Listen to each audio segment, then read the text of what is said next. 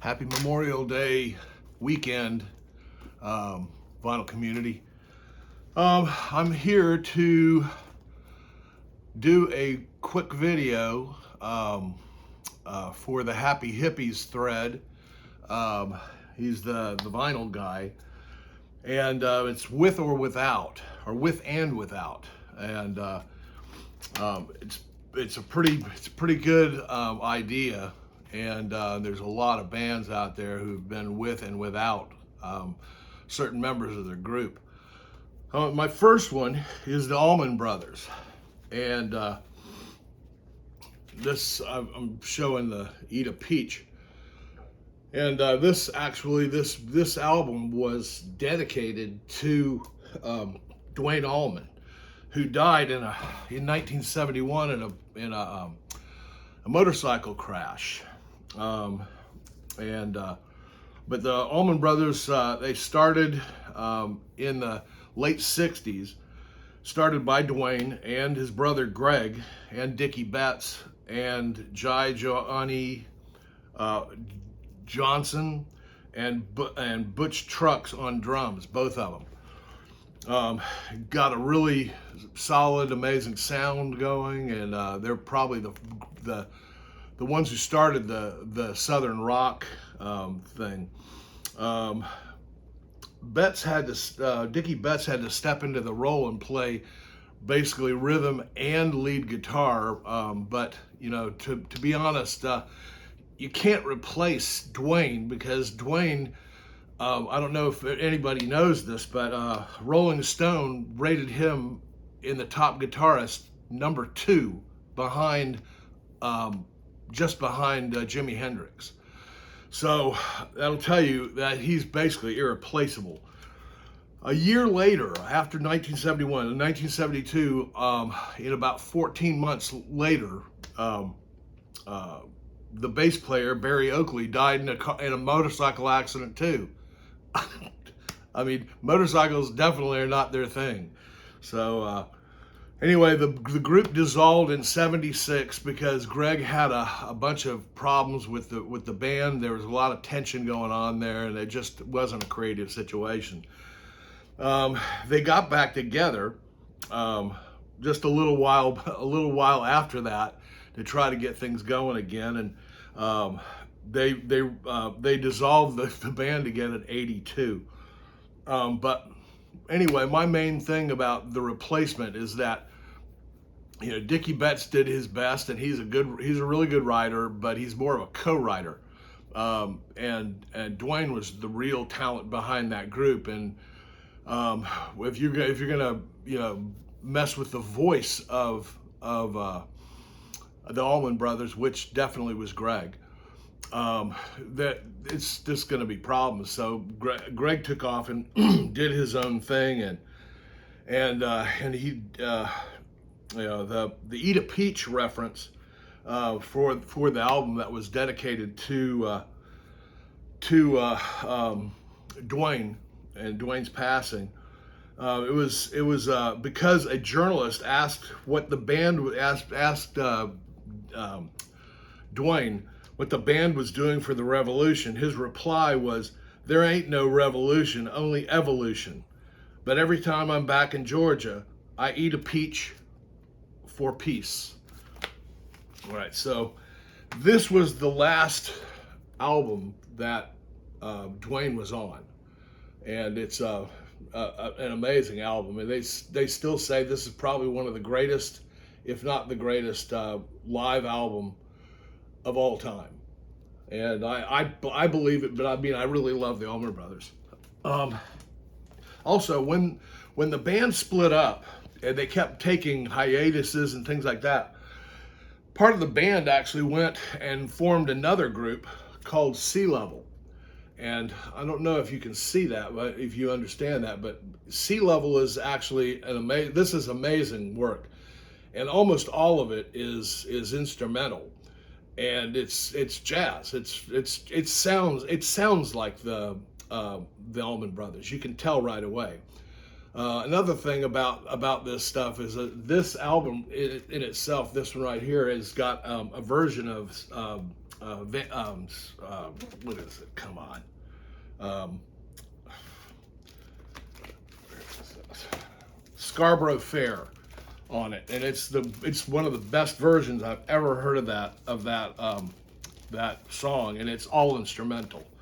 So they did 7 albums. Sea Level did. So that's still, that's moving around and in and out of the group. All right, so my next one is Chicago. And Chicago formed in 1967.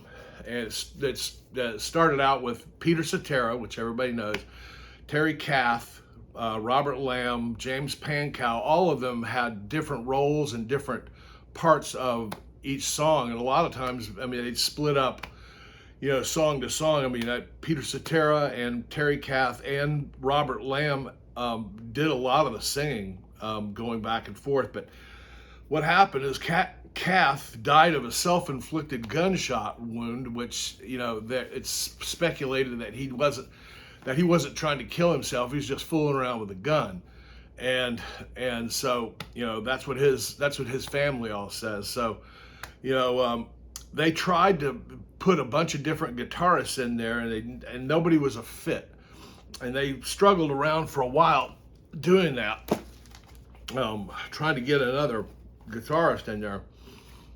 Terry Kath was main singer on all of this stuff, and Cetera and all that on this album here. And this is I'm not a big compilation guy, but they brought in a guy. They brought in a guy that went and did all the guitar and the keyboards and is a great songwriter, and his name is Bill Champlin. And I've got a solo record here, and Bill Champlin actually is a huge addition to that group. At this time,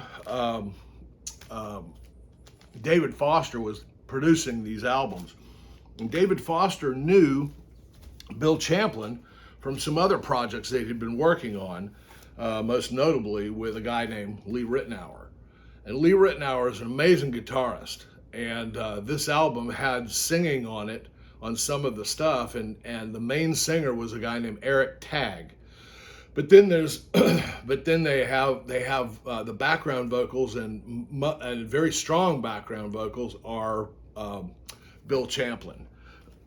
So that was actually his suggestion to the group was to bring on Bill Champlin and see if that was a fit, and it really was. It worked really well. He came in on Chicago 16. This is 17, and 17 was the last album that actually Cetera was in the group, and Peter Cetera went off on a tear, and he did multiple albums on his own, and Karate Kid and Baywatch themes and stuff like that. So anyway, so they needed a bass player, and they need somebody who can sing. And so enter, what's his name? Jason Scheff. And Jason Scheff came on this album here. And this is 18. And Jason Scheff's really good bass player, and he's got a great voice. So check that out. And that's my thing with Chicago. So the next one I want to talk about is the Doobie Brothers. And the Doobie Brothers had a lot of people in and out of the group, and most notably is one guy named Skunk Baxter, and Skunk actually was doing a lot of work with Steely Dan at the time that this band formed. So, but this is one of their first albums, and Toulouse Street. And the main singer, the lead singer, was Patrick Simmons. This whole thing, they pretty much started the group in 1970, which is amazing to me. I didn't even have any idea it started that late. But they started with Tom Johnson, Patrick Simmons, Ed Toth on drums, and Michael McDonald. It's like this one right here. This album here was the last album before Michael McDonald came into the picture. And Michael McDonald changed the group's sound so much, and it changed the audience of what they had started as, and started sounding more soulful and things like that. And so this is when Michael McDonald started on this album here. And then then he went on to do this album too, Living on the Fault Line, and this is a great album. Oh my gosh. If you like the Doobie Brothers, this is a great album. This, obviously, you can see Michael McDonald there, and Patrick Simmons. In this one, and then this, I believe, was the last one that Michael McDonald was in. And actually, he looks pretty sour right here in that picture. It's kind of like he's kind of over it. And that's pretty much what he was. He was over it. And the band was having problems because they had gone from the original idea to a totally different idea with Michael McDonald and the way that the music had evolved. But they disbanded in 1982. I think this is their last album. And then, of course, everybody knows that, Michael McDonald, who had been doing a lot of work earlier than when he came into the Doobie Brothers, was Steely Dan.